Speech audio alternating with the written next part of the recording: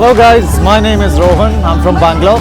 So I'm a vintage bike enthusiast and I've now turned my passion into a profession. As you can see, I restore vintage motorcycles, specifically specialized in British motorcycles. And out of the lot, this is my favorite. It's a Second World War James ML.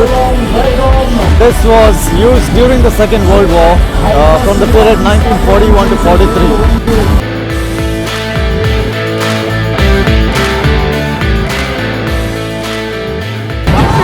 Hi, my name is Jagan.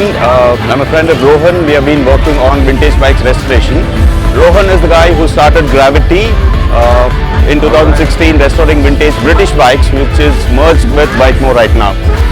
This is a 1956 AJS, which came apparently in 4 gunny sacks, and this is the restoration that we have done to the full and form glory as it was in the initial stages when the bike came in. Similarly, moving on, this is a 1952 Royal Enfield. This also has been restored by us for a client, and this again came in bits and pieces which we source parts and restore it to whatever the condition that is what you're seeing right now.